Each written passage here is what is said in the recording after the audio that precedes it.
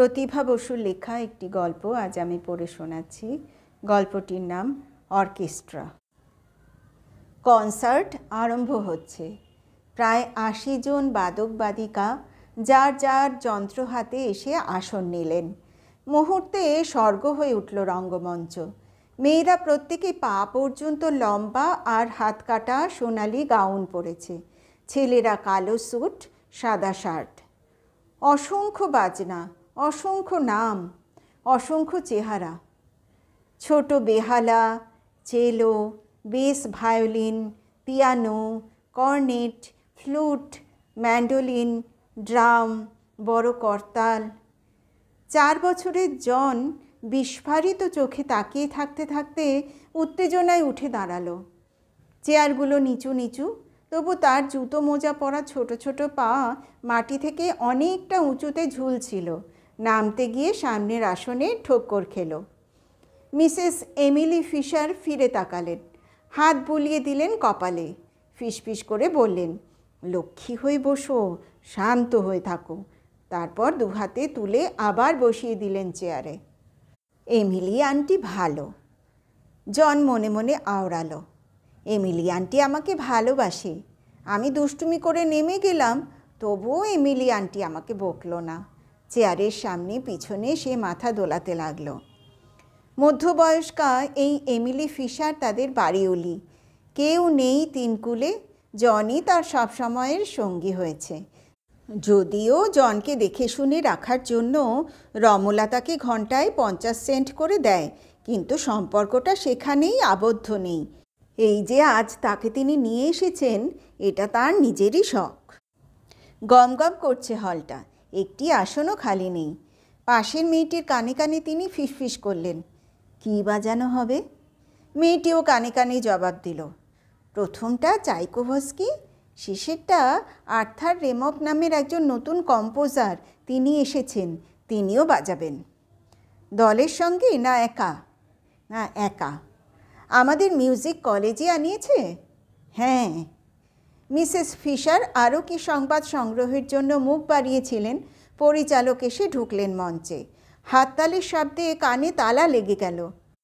আঁটো প্যান্টের ওপরে হাঁটু পর্যন্ত লম্বা, কোনাচে কাটা পাতলা রঙিন কোটে ঢেউ তুলে মাথা নিচু করে শ্রোতাদের অভিবাদন গ্রহণ করলেন তিনি। হাততালি থামলে রেশটা কেটে যেতে দিয়েই উঁচুতে তুলে দিলেন দুহাত। সঙ্গে সঙ্গে সমস্ত যন্ত্র সমস্বরে শব্দ করে উঠল। মনে হলো পৃথিবীর 7 সমুদ্রের কলরোল একত্র হয়ে ফাটিয়ে দিল আকাশ। ছোট্ট জন কেঁপে উঠল। তার ওইটুকু শরীরে মনে ধরল না অত বড় শব্দ। বুকটা পায়রার বুকের মতো দপদপ করছিল। মার কাছে ছুটে যেতে ইচ্ছে করলো। চোখেও জল এসে গিয়েছিল। পকেট থেকে কাগজের রুমাল বার করে তাড়াতাড়ি মুছে নিল চোখটা। তার মা সবসময় তার পকেটে এই রকম কাগজের রুমাল অনেকগুলো করে ভরে দেন। বরফ পড়লে সে দৌড়ে দৌড়ে বাইরে যেতে চায়, নাক দিয়ে জল পড়ে, তখন মা বলেন, হাত মোজা দিয়ে মুছবে না, ক্লিনেক্স দিয়ে মুছবে। ক্লিনেক্স। জন তার বেড়ালের জিভের মতো লাল পাতলা ছোট জিভ তালুতে ঠেকিয়ে পরিষ্কার করে উচ্চারণ করলো শব্দটা। খুব সুখী হলো। সত্যি সে বড় ছেলে হয়ে গেছে। আগে সে কিনেস বলতো। আর চোখে তাকিয়ে এমিলি আন্টিকে সে দেখলো একবার। তিনি সোজা হয়ে চেয়ে আছেন স্টেজের দিকে। লোকগুলো বাজাচ্ছে, আবার কেউ থেমেও থাকছে, আবার কয়েকজন একসঙ্গে বাজাচ্ছে। যিনি স্টেজে আসাতে সবাই হাততালি দিয়েছিল, তার হাতে কোনো বাজনা নেই, তবু তিনি শুধু হাতটাই কেবল নাড়ছেন। ওপরে ওঠাচ্ছেন, নিচে নামাচ্ছেন, ছড়িয়ে দিচ্ছেন, বাড়িয়ে দিচ্ছেন। একটু সময় জন নকল করলো তাকে। তার যে বাজনা নেই সেজন্য তার একটু একটু দুঃখও হলো, তবু ভালো লাগছে বেশ। আবার ভয় ভয়ও করছে, আর ভয় ভয় করলেই এক ছুটে মার কাছে চলে যেতে ইচ্ছে করছে। কিন্তু সে ছোট, তাছাড়া ঘরের সব দরজা বন্ধ, যাবার উপায় নেই তার। মা বলে দিয়েছেন, আন্টিকে বিরক্ত করবে না, চুপটি করে বসে থাকবে লক্ষ্মী হয়ে, মনোযোগ দিয়ে বাজনা শুনবে। আসবার গরজে মার সব কথাতেই ঘাড় এতখানি হেলিয়ে হ্যাঁ বলেছে। মা তাকে এমনিতেই আসতে দিতে চাননি, আন্টি বলেছেন, তাতে কি আছে, নিয়ে যাই, মাত্র তো 1.5 ঘন্টার ব্যাপার। তুমি বরং ততক্ষণে তোমার স্কুলের পরীক্ষার খাতাগুলো দেখে ফেলতে পারবে। আন্টি তো জানে না মার মাথা ধরেছে আজ। জন জানে, মার রোজ মাথা ধরে। মাথা ধরলে মা আলো নিভিয়ে শুয়ে থাকে। জন ঘুরঘুর করে, মার জন্য মন কেমন করে। মা তাকে কাছে নিয়ে চুমু খান, বলেন, বাবু তোমার হাতটা আমার কপালে দাও তো। মা আদর করলেই তাকে বাবু বলেন, অন্য ভাষায় কথা বলেন। সে ভাষা জন বোঝে, কিন্তু সব বোঝে না। সেও বলতে পারে একটু একটু। সেও তখন সেই ভাষাতেই বলে, মাম বালো, মাম একটা সোনা নুকি। মামকে জন ভালোবাসে। মাকে সে জিজ্ঞেস করে, এটা কি কথা? মা বলেন, বাংলা কথা। মা বাংলা, কিন্তু জন কেন বাংলা নয়? জনও তবে বাংলা, তবে কেন জন বাংলা পারে না? হ্যাঁ পারে, পারে তো, এই তো পারছি। জন বিড়বিড় করল, আমার নেইম জন, আমি মাম ভালোবাসি। এমিলি ফিরে তাকালেন, ঠোঁটে আঙুল দিয়ে বললেন, কথা বলে নাকি? ভয় পেয়ে চকিত দৃষ্টিতে চারিদিকে তাকিয়ে আবার তাড়াতাড়ি শান্ত হয়ে বসল। আবার একটু বাজনা শুনল। তারপরে জনের পপির কথা মনে পড়ে গেল। পপি তার 4র্থ জন্মদিনের নবলব্ধ কুকুরছানা। পপি সব খায়, জুতো খায়, চেয়ার খায়, মার একটা শাড়িও একদিন চিবিয়ে দিয়েছে। মা ফ্রক পরে না, শাড়ি পরে। শুধু মা শাড়ি পরে, আর কেউ শাড়ি পরে না। মাকে সবার চেয়ে সুন্দর দেখায়। মাকে জন ভালোবাসে। মা বাংলা, জনও বাংলা, পপিও বাংলা। মাইকের বাবা আছে, তার বাবা নেই। মাইকের বাবা তাকে সুড়সুড়ি দেয়, হাসায়, কোলে নিয়ে চুমু খায়। মাইকের বাবার চুমু খুব ভালো। দাড়ির ঘষা লাগে, শক্ত লাগে, কিন্তু খুব ভালোও লাগে। তার নিজের বাবা হলে তাকে আরও বেশি চুমু খেত। মাইকের বাবার কানে কানে সে একদিন বলেছিল, তুমি আমার বাবা হবে। শুনে মাইকের বাবার কি হাসি। মাইকের বাবা খুব দুষ্টু, সকলকে বলে দিয়েছে সে কথা। মা শুনে বলেছে, ছি, আর কোনো দিন কিন্তু কাউকে বাবা হতে বলো না, ওরকম বলতে হয় না। ঠোঁট ফুলিয়ে জন বলেছে, কী হয়? মা বলেছে, সে একটা যা হয় তা খুব দোষ। খানিক পরে আর চোখে চারদিক তাকিয়ে আস্তে করে চেয়ার থেকে নেমে কার্পেটের ওপর বসে রইল ছোট্ট হয়ে। অন্ধকার ঘর, সবাই একমনে বাজনা শুনছে। এমিলি আন্টি চোখ বুজে একটু একটু মাথা দোলাচ্ছে। সেই সুযোগে জন বাচ্চার মতো হামাগুড়ি দিয়ে গুটি গুটি পাশের ফাঁকা জায়গাটায় এসে দাঁড়ালো। ফাঁকায় এসে বেশ আরাম হলো তার। মনটা খুব ভালো লাগলো। জামার কলারটা চুষতে চুষতে অন্য মনে দাঁড়িয়ে রইল একটু। ঝাপসা ঝাপসা সবই দেখা যাচ্ছে। কি ভেবে কোনাকুনি এগিয়ে এসে একটা ঘন সবুজ পর্দার পাশে থামল। ভয়ে ভয়ে হাত দিয়ে ছুলো পর্দাটা। পর্দাটা কাঁপল। একসময়ে পর্দাটা সরে গেল একটু। সে দেখল ওপাশে একজন বসে বসে কোকাকোলার মতো কি খাচ্ছে গ্লাসে করে। জন কোকাকোলা খুব ভালোবাসে। যদি গ্লাসে নাও ঢেলে দেয় কেউ, বোতল থেকেও খেতে পারে সে। উঁকি মেরে সেই লোকটার দিকে তাকিয়েছিল। চোখে চোখ পড়তে লোকটা তাকে চোখ টিপে ইশারায় ডাকল, অনেকটা যেন মাইকের বাবার মতো। তাই ভেবেই হাসতে যাচ্ছিল সে, কিন্তু হাসল না। গম্ভীর গলায় বলল, তুমি কে? লোকটা বলল, আগে কাছে এসো, তবে তো বলবো। গটমট করে ভিতরে ঢুকে গেল জন। তখন লোকটি তার হাত ধরে বলল, আগে বলো তুমি কে? আমি জন। ও জন, তবে তো মস্ত লোক। তোমার নাম কে না শুনেছে, তুমি তো আমার বন্ধু। এত বড়রা বন্ধু হয় না, বাবা হয়। জ্ঞান গর্ভ কথা। লোকটি হেসে উঠল, ঠিক ঠিক, কিন্তু জানো আমার কিনা কোনো ছেলে নেই, তাই আমি বাবা হতে পারছি না। ভুরু কুঁচকে জন বলল, আমার বাবা নেই, মাইকের বাবা আছে, ন্যান্সিরও বাবা আছে, রেবেলেরও বাবা আছে, সকলের বাবা আছে। মা বলেছে কোনো লোককে বাবা হতে বলতে নেই। তাই নাকি? হ্যাঁ, বললে কি হয়? সে যা হয় তা খুব দোষ, মার কথার প্রতিধ্বনি করল সে। তাহলে তো বড় মুশকিল। আমার পপি আছে। পপিকে? লোকটির অজ্ঞতায় প্রায় হতবাক হলো জন। তার মোটা লাল গালে অবহেলাসূচক হাসি ফুটল একটি। চোখ গোল করে সে পপির গুণকীর্তনে একেবারে অভিভূত করে দিল লোকটিকে। লোকটি এবার কোলে তুলে নিল তাকে, তার লাল টুকটুকে ঠোঁটে গালে চুমু খেলো, নাদুস নুদুস ছোট্ট শরীরটা জড়িয়ে ধরে খুব আদর করে দিল।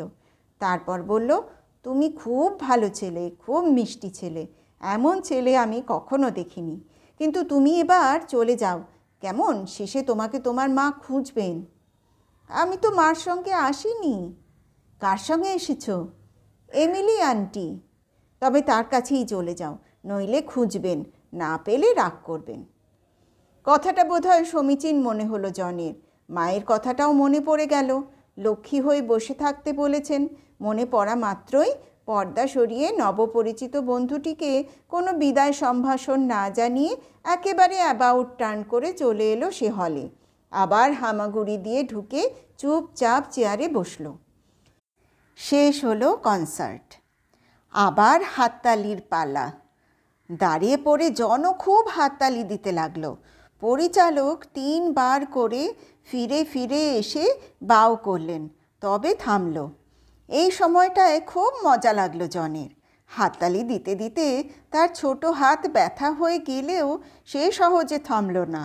আর মাম যে হাততালির মতো ভালো জিনিসটা শুনল না, তার জন্য খুব দুঃখ হলো তার, আর পপির জন্যও হলো। একটু অন্যমনস্ক হয়ে পড়েছিল। তাকিয়ে দেখলে স্টেজ ততক্ষণে খালি। অতগুলো বাজনা আর অতগুলো লোকের বদলে সেই লোকটি একা এসে মাত্র একটা বাজনা হাতে দাঁড়িয়ে আছে। আবার তুমুল হাততালির শব্দ। এমিলি ফিশার পাশের মেয়েটিকে বললেন, এই সেই কম্পোজার আর্থার রেমক? কি সুন্দর দেখতে। ভীষণ ভীষণ, মেয়েটি উচ্ছ্বসিত হয়ে জবাব দিল। যেন অরফিউস, একেবারে ঠিক। বয়স তো খুব কম, বলতে গেলে কলেজের ছাত্র। তা নয় তো কি। মেয়েটি দুটো হাত বুকে চেপে প্রায় শিহরিত হলো। এমিলি দেখলেন মেয়েটির অবস্থা অতি শোচনীয়। সামনে থেকে 3য় সারিতে বসেছে তারা। জন দেখল লোকটি ঠিক দেখতে পেয়েছে তাকে, হাসল, চোখ টিপল। জন একেবারে গলে গিয়ে থুতনিটা বুকে ঠেকিয়ে রইল। এমিলি আন্টি বললেন, কি হয়েছে, ঘুম পেয়েছে নাকি? দেখো এক্ষুনি শেষ হয়ে যাবে। এমিলি আন্টি যেন কি? জন কি ছোট যে এক্ষুনি ঘুমিয়ে পড়বে? সজোরে মাথা নাড়ালো সে। তবু এমিলি আন্টি বললেন, সামনে গিয়ে দাঁড়াবে, দাঁড়িয়ে দাঁড়িয়ে দেখবে, তবে আর ঘুমিয়ে পড়বে না। জন এক বাক্যে রাজি। এর আগের বার লোকেদের পায়ের তলা দিয়ে লুকিয়ে গিয়েছিল। এবার এমিলি আন্টি হাত ধরে পার করে দিলেন। সেখানে আগে থেকেই আরেকটা ছোট মেয়ে দাঁড়িয়েছিল। এক মুহূর্তে ভাব হয়ে গেল তার সঙ্গে। দুজনে মিলে সারা হলটা ঘুরে বেড়াতে লাগলো তারা। তারপর এক সময়ে মেয়েটা চলে গেল তার মা বাবার কোলে বসতে। জন আবার ঘুরে ফিরে সেই সবুজ পর্দার কাছে গিয়ে দাঁড়ালো। এদিক ওদিক তাকিয়ে ঢুকে পড়ল ভিতরে। এখন কেউ নেই এখানে, কিন্তু দেয়ালে দেয়ালে তাদের বাজনাগুলো সাজানো আছে। চুপে চুপে গিয়ে সে সব যন্ত্রগুলোতে হাত দিতে লাগলো। তার হাতের ছোঁয়ায় সব যন্ত্রের তারগুলোই টুংটাং করতে লাগলো। একেবারে বিমোহিত হয়ে গেল জন। একটা দুটো যন্ত্র নয়, কত কত। এমন ভালো খেলনা জীবনে পায়নি, জীবনে খেলেনি। হঠাৎ কে যেন পিছন থেকে দুহাতে তুলে নিল তাকে। চমকে উঠেছিল, একটু হলেই শব্দ করে কেঁদে ফেলেছিল আর কি। তক্ষুনি দেখল সেই লোকটা। হাসিতে ভরে গেল মুখ।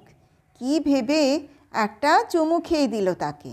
সে লোকটা এত খুশি হলো, বিনিময়ে 10টা খেলো। তারপর ব্যস্ত হয়ে বলল, এখানে একা একা কী করছো তুমি? শিগগির যাও, তোমার আন্টি যদি তোমাকে ফেলে চলে যান। জন নির্ভয়ে বলল, যাক গে। সে কি, আমি একা একা যেতে জানি। তা তো জানোই, কিন্তু যার সঙ্গে এসেছো তার সঙ্গে না গেলে কষ্ট হবে না তার? হোক গে। শোনো লক্ষ্মীটি। ওটা কি? কোনটা? তুমি বাজাচ্ছিলে? বেহালা। কেন বাজাচ্ছিলে? তুমি শুনবে বলে। বিচ্ছিরি। বিচ্ছিরি? আমাকে দাও। কেন? আমি বাজাবো। বাজাতে জানো? আমি সব বাজাতে জানি, দেখবে। দৌড়ে সে 2-3টে যন্ত্রে টোকা দিল। নিজের বাজনা শুনেই নিজেই হেসে ফেলল আনন্দে। আর্থার রেমক তখন আবার চুমু খেলেন তাকে। ভারী মিষ্টি বাচ্চাটা, ভারী সুন্দর, কিন্তু কার ছেলে? এমন একা একা ঘুরছে কেন? হারিয়ে যাবে তো। বললেন, শোনো একটা কথা। কি? এই গ্রিন রুমে তোমাকে কে নিয়ে এলো? এটা গিনলুম? হ্যাঁ, কে নিয়ে এলো তোমাকে? জন সগর্বে বলল, নিজে নিজে। কেমন করে? হেঁটে হেঁটে। এ তো আচ্ছা ছেলে। হঠাৎ মনে হলো এ বাচ্চা আসলে কনসার্ট পার্টিরই কারো হবে, তাই এত চেনা জানাভাবে ঘুরছে। হাত ধরে 2 সিঁড়ি নেমে যেখানে অন্য সবাই অপেক্ষা করছিল সেখানে এসে দাঁড়ালেন তিনি। সবাই অভ্যর্থনায় উচ্ছ্বসিত হয়ে উঠল, কিন্তু কারো মুখ দেখেই মনে হলো না এখানে ওকে কেউ চেনে। হঠাৎ এত লোকের মাঝখানে এসে জন আঁকড়ে ধরল তাকে, কাঁদো কাঁদো হয়ে বলল, মার কাছে যাব। কোথায় মা? দেখো তো এখানে কাকে চেনো? আমি বাড়ি যাব। কি মুশকিল। 2টি মেয়ে এগিয়ে এলো। আপনার ছেলে? আরে না না, কার ছেলে তাই তো খুঁজছি। কোথায় পেলেন? গ্রিন রুমে একা একা ঘুরছিল। আরও 2-1জন এগুলো, কিন্তু সুরাহা হলো না কোনো। একটি ছেলে বলল, আমাকে দিন, যাদের ছেলে তারাও তো নিশ্চয়ই খুঁজছে, অডিটোরিয়ামটা দেখে আসি। কিন্তু দেবার কর্তা আর্থার রেমক তো নন। তিনি ছাড়াতে চাইলেও জন তাকে ছাড়ল না। 2 হাঁটু জড়িয়ে ধরে শক্ত হয়ে রইল। আচ্ছা, আমি নিয়ে যাচ্ছি। একটি মেয়ে সঙ্গে আসছিল, বারণ করলেন, কিন্তু জনের আবদার আছে, সে হেঁটে ঘুরবে না। বলল, কোলে নাও। অগত্যা নিতেই হলো। ভিড়ে ভর্তি ঘর থেকে বেরিয়ে এসে আবার সাহস বাড়ল জনের। আর্থার রেমকের সোনালি চুলগুলো 2 হাতে এলোমেলো করে দিয়ে খ্যাঁক খ্যাঁক করে হেসে উঠল। ও কি হচ্ছে? বাঁ হাতে কপাল থেকে চুল সরালেন তিনি। অডিটোরিয়ামে এসে দেখলেন একটি প্রাণীও সেখানে নেই। তবে আবার তিনি বাইরে এলেন। বিপন্নের মতো দাঁড়িয়ে থেকে বললেন, শোনো জন, ঠিক করে বলো কার সঙ্গে এসেছো তুমি? Emily aunty. মা বাবা আসেননি? মার মাথা ধরেছে, বাবা হারিয়ে গেছে। বাবা হারিয়ে গেছে না তুমি হারিয়ে গেছো? বাবা। তাহলে বাবাকে তো খুঁজতে হয়। হ্যাঁ। কোথায় খুঁজব? জানি না। আর্থার রেমক আবার ফিরে এলেন সেই ঘরে। উদ্যোক্তারা অস্থির আগ্রহে অপেক্ষা করছে তার জন্যে। তার অনারেই সমস্ত পার্টিটাকে একটা রিসেপশন দেওয়া হচ্ছে। কিন্তু ঘরে ঢুকেই জন আবার কাঁদো কাঁদো হয়ে উঠল। গলা আঁকড়ে বলল, বাড়ি যাব, বাইরে চলো। তিনি ওর মুখটা নিজের দিকে ঘুরিয়ে তাকিয়ে রইলেন। ভারী মমতা হলো। 2-1টি ছেলে এসে আবার টানাটানি করল। জন তেমনি প্রত্যাখ্যান করল সকলকে। কাঁধে মাথা রেখে বলল, বাইরে চলো, বাড়ি যাব। একজন মেয়ে বলল, বাড়ির ঠিকানা জানো? জন সবেগে বলল, তোমাকে বলবো না। কাকে বলবে? সে ছোট ছোট হাতে আর্থার রেমকের বুকে চাপড় মারল। তাহলে বলো। বাইরে গিয়ে বলবো। এলেন বাইরে। আবার হাসি ফুটল জনের মুখে। এই দেখো, মা লিখে দিয়েছে। কোটের ভিতর থেকে গলায় ঝোলানো কালো একটা সরু ফিতে সে টেনে বার করলো। লকেটের মতো করে তার সঙ্গে একটি শক্ত কাগজে সত্যি একটা ঠিকানা লেখা। জন নিজেই বলল, আমি দুষ্টু কি না, তাই যদি হারিয়ে যাই মা লিখে দিয়েছে। আমি নার্সারি থেকেও পালাতে যাই, ওরা ধরে ফেলে। আর্থার রেমক আর বাক্য ব্যয় করলেন না। একজনকে ডেকে বলে সোজা এলেন নিচে একেবারে রাস্তায়। এদিকে কনসার্ট শেষ হলে এদিক ওদিক তাকালেন এমিলি ফিশার। দেখলেন যেখানে জনকে দাঁড় করিয়ে রেখেছিলেন সে সেখানে নেই। ছোট্ট মানুষ, হয়তো দেখতে পাচ্ছেন না ভিড়ে। হলটা প্রায় ফাঁকা হয়ে গেল। তখন তিনি এগিয়ে এলেন দরজার ধারে। বাইরেটা মুখ বাড়িয়ে দেখলেন, আবার ফিরে হলের ভিতরটাই খুঁজলেন ভালো করে। তারপর তিনি সেখান থেকে বেরিয়ে একতলার লাউঞ্জে এলেন। তখনও ভিড় আছে সেখানে। ঘুরে ঘুরে খুঁজলেন, ঈষৎ উঁচু গলায় ডাকলেন কয়েকবার। আরে, গেল কোথায়? অত্যন্ত বিপন্ন বোধ করলেন তখন। দৌড়ে আবার দোতলায় এলেন, আবার নিচে নামলেন, এখানে সেখানে উঁকি মারতে লাগলেন। রাস্তায় বেরিয়ে এলেন, কোথাও নেই। ত্রাসে তার গলা শুকিয়ে এলো। রিসেপশন রুম থেকে একটি মেয়ে বেরিয়ে আসছিল। তার উদ্ভ্রান্ত অবস্থা দেখে সে থামল। বলল, আপনি কি কাউকে খুঁজছেন? মিসেস ফিশার প্রায় কাঁদো কাঁদো গলায় বললেন, একটি ছোট ছেলেকে দেখেছ কি? ব্রাউন রঙের কোট গায়ে, খুব সুন্দর দেখতে, চোখ কালো। ছোট ছেলে? আপনার ছেলে? হ্যাঁ, এই খানিক আগে তো সে আর্থার রেমকের কোলে ঘুরছিল। গলায় ঠিকানা। হ্যাঁ হ্যাঁ, গলায় ওর মা সবসময় একটা ঠিকানা লেখা কার্ড ঝুলিয়ে রাখে। ভারী দুষ্টু কি না? ঠিক আছে, উনি পৌঁছে দিতে নিয়ে গেছেন। উনি নিজে নিয়ে গেছেন? আর কারো কাছে গেল না যে। ছেলে তো আচ্ছা চালাক। তবে আমি এক্ষুনি বাড়ি যাই। কি কাণ্ড, কি কাণ্ড! দৌড়ে নেমে এলেন তিনি। দরজায় বেল শুনে দোতলা থেকে নেমে এলো রমলা। আলোটা জেলে লকটা খুলে দিয়েই চমকে উঠল। হালকা গেরুয়া রঙের শাড়ি পরা, নরম বিষণ্ণ টানা টানা চোখের ভারতীয় মেয়েটিকে দেখে আর্থার রেমকও কম চমকালেন না। তারপরেই তার উচ্ছ্বসিত গলা সিঁড়ির সরু মুখটা ভরে ফেলল। ভিতরে ঢুকতে ঢুকতে বললেন, রমলা, তুমি তুমি এখানে? রমলার গলাও বিস্ময়ের শেষ পর্দায় গিয়ে পৌঁছল। তুমি আর্থার? জন ঝাঁপিয়ে মার কাছে গেল। হয়তো জনের আচমকা আবেগের ধাক্কায় রমলা প্রায় পড়ে যাচ্ছিল। আর্থার ধরে ফেললেন, হাসি মুখে বললেন, কার সঙ্গে ছেলে পাঠিয়েছিলে বলো তো? দিব্যি একা একা ঘুরছিল। গলায় টিকিটটি না থাকলে। সত্যি তুমি বুদ্ধিমতী। কিন্তু মিসেস ফিশার? কে তিনি? আমি তার বাড়িরই ভাড়াটে, খুব ভালোবাসেন ওকে। কি কাণ্ড, তিনি হয়তো কত খুঁজেছেন। কথোপকথনটা অনুধাবন করল জন। হাত উল্টিয়ে মাথা কাত করে বলল, এমিলি আন্টি হারিয়ে গেছে। আর্থার হেসে উঠে ওর গাল টিপে দিলেন। তোমার ছেলের সবাই হারিয়ে যায়। আমাকে বলেছে ওর বাবা হারিয়ে গেছে, এখন ওর এমিলি আন্টি হারিয়েছে। ও কিন্তু কখনো হারায় না। সহসা গভীর দৃষ্টিতে রমলার দিকে তাকালেন তিনি। আস্তে বললেন, কবে বিয়ে করলে? জন তার হাত ধরে টানল। এসো, আমার পপি দেখাবো, আমার বন্দুক আছে, আমার নতুন জুতো আছে, তোমাকে লাল পেন্সিল দেব। একটু গলা ছাড়ল রমলা। চোখ না তুলেই বলল, দৈবাত যখন এসে পড়েছ, গরিবের ঘরে একটু বসে যেতে পারো যদি তোমার সময় থাকে। সময় আছে, অভ্যর্থনা কই? আমাকে দেখে কিন্তু তুমি খুশি হওনি। রমলার চোখের কোলে একটা অস্পষ্ট হাসির রেখা ফুটে উঠল।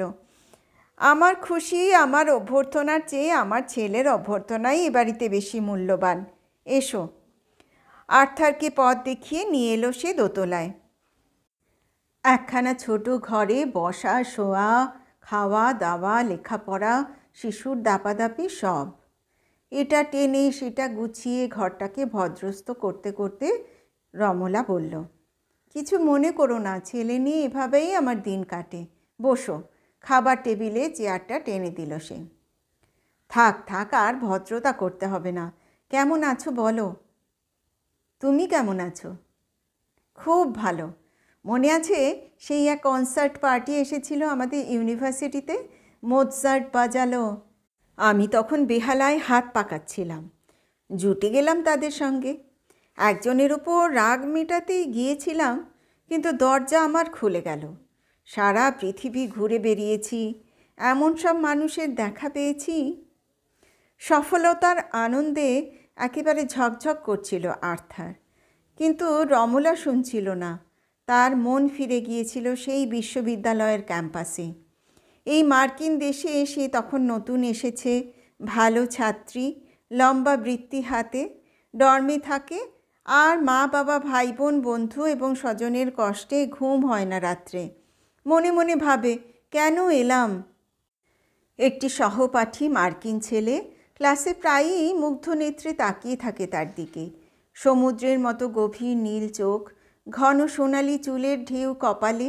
তাকে দেখলেই রমলার কিডসের কথা মনে পড়ে যায়। সে জানে ছেলেটি কে।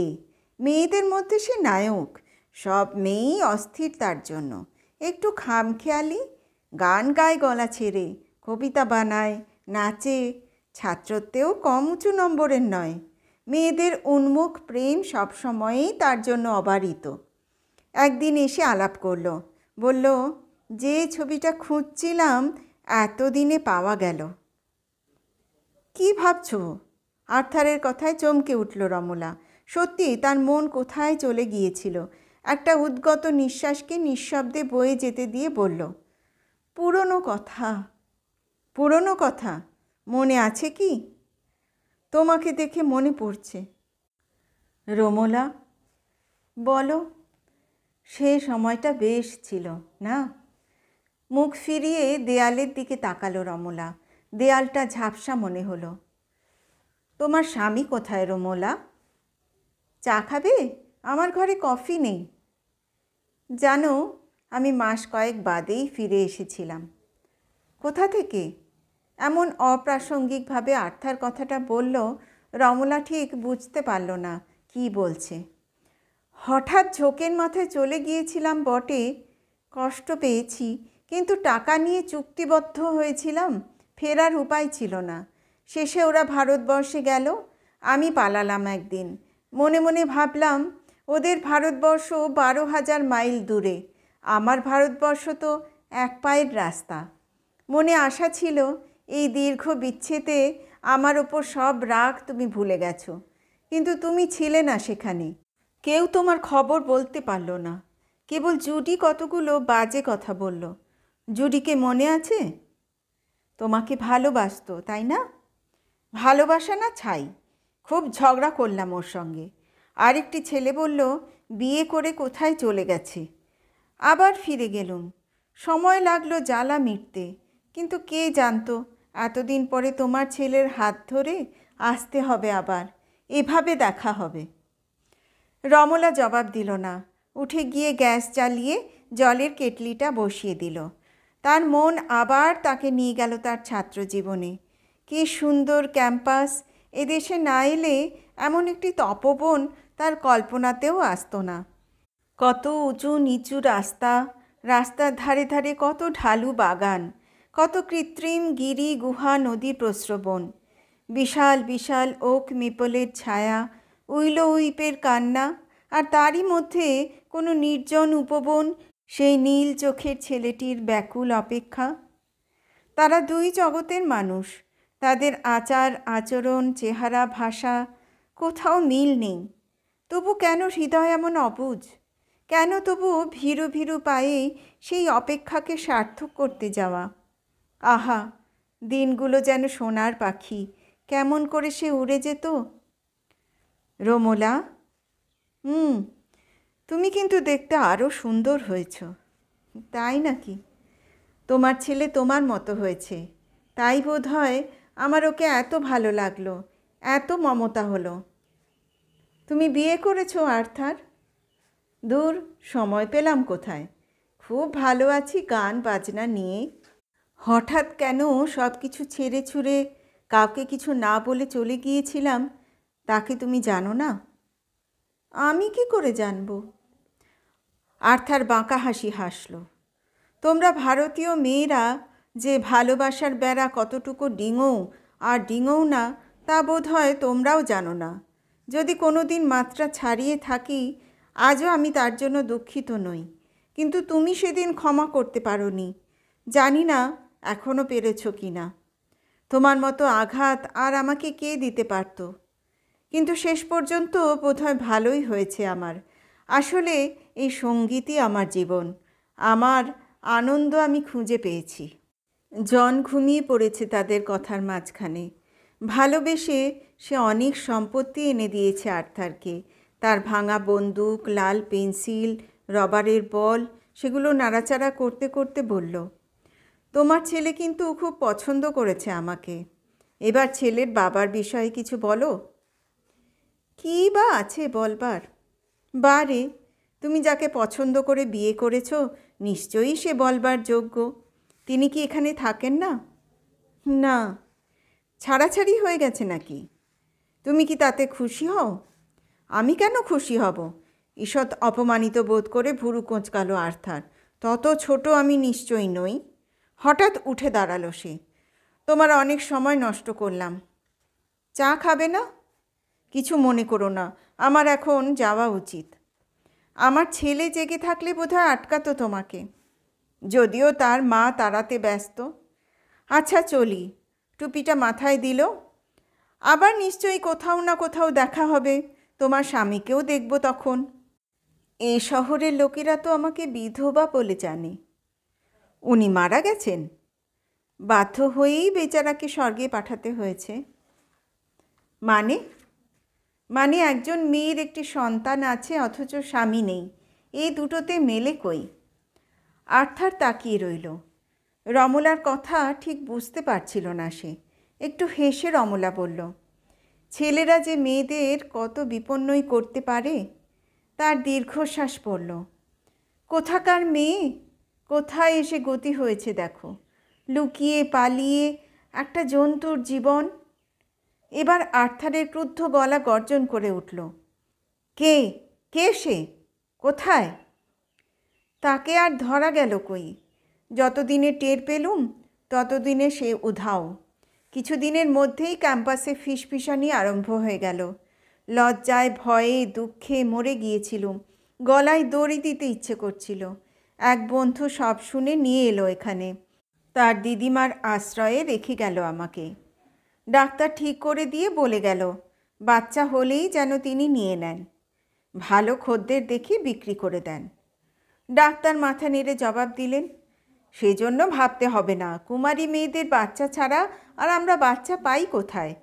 যত গরিবই হোক, মাগুলো বাচ্চা দিতে চায় না, অথচ নিঃসন্তান বড় লোকেরা আমাদের জ্বালিয়ে খায় বাচ্চা কেনার জন্য। রমলা দম নিল, হাঁপাতে হাঁপাতে বলল, তারপর তো দেখতেই পাচ্ছ, জীবনের সব কিছু পণ রেখে বাচ্চা আমি বুকে করে নিয়ে এসেছি হাসপাতাল থেকে। ডাক্তার আমাকে অনেক বুঝিয়েও যখন নিরস্ত করতে পারলেন না, মস্ত লম্বা বিল পাঠালেন একটি। সোনার মোটা বালা দুটো ছিল, তোমার নিশ্চয়ই মনে আছে, মকর মুখ, নীল পাথরের চোখ দুটো দেখতে ভালোবাসতে তুমি। সে দুটো খুলে দিলাম। তিনি খুশি হয়ে পিঠ চাপড়ে দিলেন।